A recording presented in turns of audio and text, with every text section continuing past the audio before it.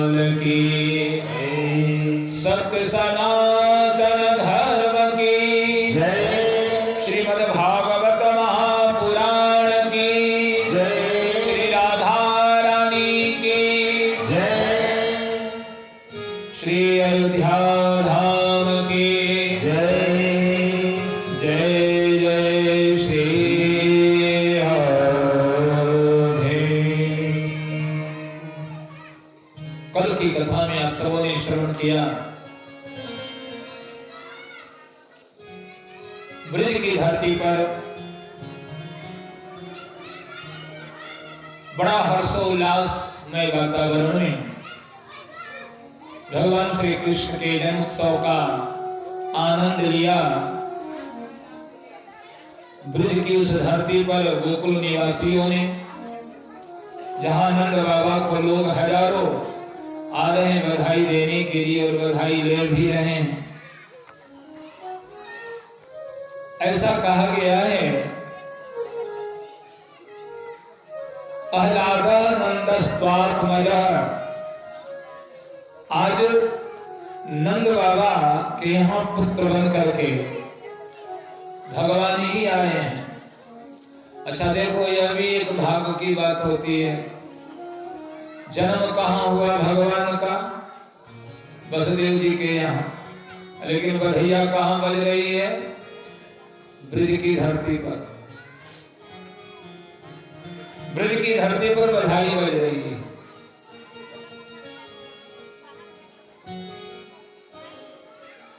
और जब भगवान का जन्म होता है, आज भी जब आप जाओगे ब्रज की धरती पर, रात भर लोगों का तांता लगा रहता है। जैसे दिन के 12 बजे हमारे अयोध्या में जब रामनवमी के दिन भगवान का प्राकट्य होता है, प्राकट्य महोत्सव हम लोग मनाते हैं, तो लाखों लाखों की संख्या में लोग भगवान के दर्शनार्थ रहते हैं वहां। और ऐसा प्रमाण है कि जेहि दिन राम जन्म श्रुति गावहि, तीरथ सकल तहां चलिया वहीं। जिस दिन भगवान राम का जन्म होता है, उस दिन सारे तीर्थ आ जाते हैं। और समस्त तीर्थों के राजा हैं प्रयाग, जो 14 तारीख को प्रथम स्नान है गंगा मैया में। देश विदेश पूरे विश्व के संत महात्मा और भक्त लोग आते हैं। इतना बड़ा संत समागम इस भारत की धरती पर, विश्व की धरती पर कहीं नहीं होता है।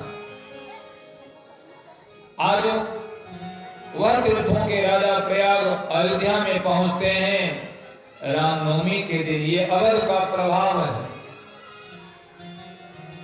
तो जिस समय भगवान का प्राकट्य महोत्सव मनाने लगे लोग, भगवान का जन्म हुआ, साक्षात श्री हरि ही नंदस्त्वात्मजः, आज नंद के पुत्र बन करके आए हैं भगवान श्याम सुंदर। बड़ा आनंद है।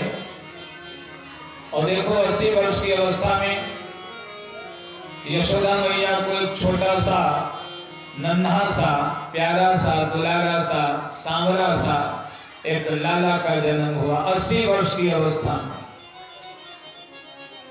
जन्म ली थी कन्या, लेकिन वो योग माया रूपी कन्या जब पहुंची कंस राजा के यहाँ नगर में, देवकी के यहाँ जेल में थी। माँ देवकी उस लाडली को लोरी सुनाने लगी, लेकिन अब वो योग माया थी, वो तो लगी चिल्लाने। अब जब रोने लगी तो इतना जोर से रोती है कि कंस सो रहा था अपने राज सदन महल में और चिल्लाई बड़ी जोर से। और जब चिल्लाती है तो कंस का ध्यान टूट गया, निद्रा भंग हो गई। और निद्रा जब भंग हुई तो दौड़ा वहां से, कहाँ है मेरा काल? 8वां पुत्र ने जन्म ले लिया। दौड़ करके देखा तो यहाँ कन्या ने जन्म लिया है। कंस ने कहा ना आया वो मेरे डर से, ये उसकी छाया आई है, मेरे तलवार से कटने को उसकी माया आई है, इसलिए आज इसको छोड़ूंगा नहीं। और जबरदस्ती पकड़ लिया देवकी के गोद से और उस योग माया रूपी कन्या को पकड़ करके, और जैसे ही पत्थर की चट्टान पर पटकना चाहा वैसे उसके हाथों से वो कन्या छूट गई, चली गई आकाश में। और जब आकाश में जाती है तो अष्टभुजा धारण कर लेती है, शंख चक्र गदा पद्म अष्टभुजा धारण करके, और आकाशवाणी करती है, व्यर्थ नाराधम तू हुआ मेरे ऊपर लाल, मेरे ऊपर क्यों क्रोध करता है तू? अरे गोकुल में पैदा हो गया अब तेरा काल, तेरा काल पैदा हो गया। इसलिए कंस बड़ा चिंतित हो गया, और जब कंस चिंतित हुआ तो उसने पूतना को भेज दिया। पूतना से कहा कि जाओ नवजात जितने शिशु हैं उन सारे शिशुओं को, उन बच्चों को तुम मार डालो। अक्रूर जी ने कहा महाराज ये तो बहुत बड़ा विरोध हो जाएगा, अब एक साथ हजारों बच्चे जन्म लिए तो एक के बदले सबको काहे को मारोगे, और जनता में विरोध होगा, आपका प्रजा आपका विरोध करेगी। इसलिए पूतना मायाविनी है और ये अपनी बुद्धि से इस आपके काल को खोज लेगी। तो सो पूतना वहां से चल पड़ी, लेकिन ऐसे नहीं गई, अपने स्तनों में विष लेपन करके जाती है, दूध पिलाने के बहाने कि वो नवजात नन्हा सा शिशु है, दूध पिलाऊंगी और जहर लगा रहेगा मेरे कुचाओं में, वो पिएगा दूध और मर जाएगा। इस अभिप्राय से वो पूतना आती है। मेरे पूज्य गुरुदेव बताया करते थे, पूत माने पवित्र और ना माने नहीं, पूत ना अर्थात जो जन्म से ही पवित्र ना हो उसी को पूतना कहते हैं। और इसकी आदत कैसी थी? रुधिरासना बाल घातनी, ये जन्मजात शिशुओं की हत्या करती थी और उन बच्चों का रक्त पान करती थी। आज भगवान को भी मारने के लिए आई है। और इधर अच्छा, पूतना जब चली तो ब्यूटी पार्लर में सज धज करके चली है? सज धज करके। आज तो घर घर में ब्यूटी पार्लर खुला हुआ है, त्रेता में भी ब्यूटी पार्लर था, वहां भी सज धज करके सूपना खा जाती है भगवान से विवाह करने का प्रस्ताव लेकर के। और मानस में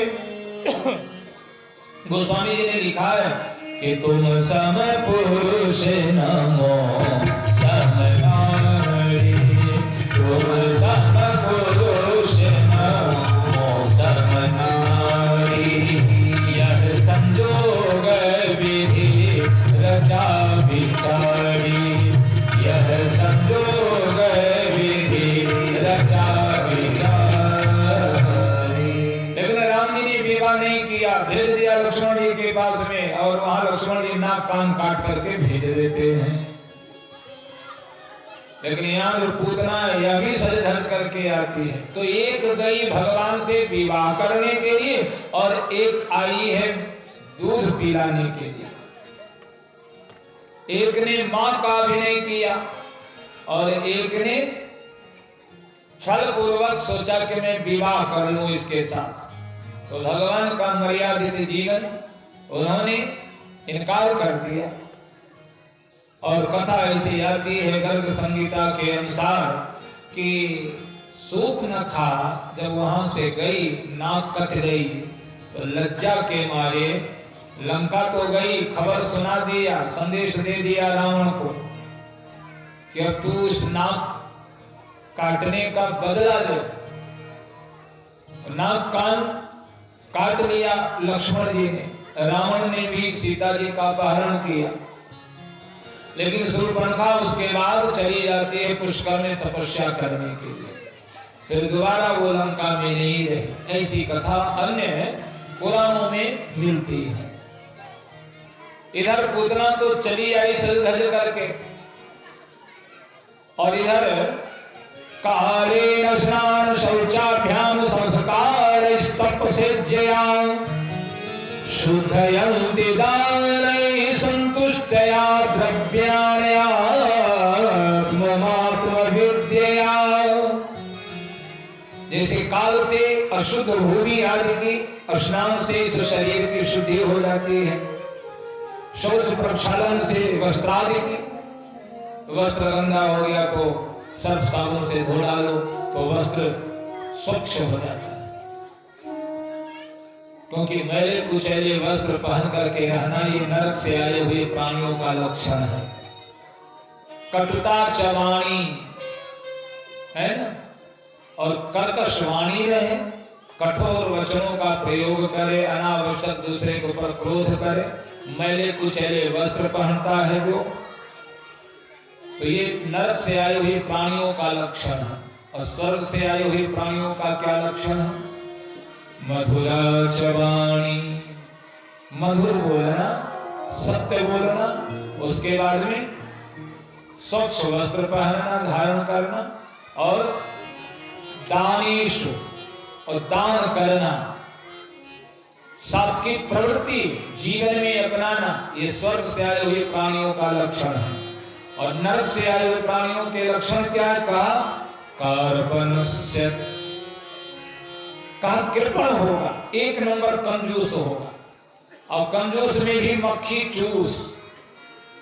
जैसे दूध में मक्खी गिर जाती है, पानी में मक्खी गिर जाए, दाल में मक्खी गिर जाए तो लोग उसको फेंक देते हैं। लेकिन अब 50 लीटर दूध रखा हो और उसमें अगर 2-4-10 मक्खियां गिर जाए तो क्या 50 लीटर दूध आप फेंक दोगे? नहीं फेंकोगे। दूध को छान दोगे, मक्खी को फेंक दोगे। तो लोग जो कंजूस होते हैं वो इतने कंजूस होते हैं कि दोना भरे, बबूल के पत्ते का दोना बनाया, दोना पात बबूल का। अब बबूल का पत्ता कितना छोटा होगा, बहुत छोटा छोटा पत्ता होता है। तो दोना पात बबूल का, तापर धरे पिसान, पिसान माने आटा, आटा रख लिया। और अभी दोना किसका बनाया? कहा बबूल के पत्ते का। इतनी कंजूसी। तो दोना पात बबूल का, तापर धरे पिसान, और छठे माह से सेठ जी लगे करन है दान। अब अभी 6 महीना पर वो छोटे से दोने में पिसान रख करके दान करते हैं। यही है कंजूसी। लेकिन यहाँ नंद बाबा पुत्र की बधाई में खजाना खोल देते हैं। खोल दिया खजाना, यशोदा मैया खूब लुटा रही हैं, मोती, पन्ना, पोखराज, सर्फी सब लुटा रहे हैं।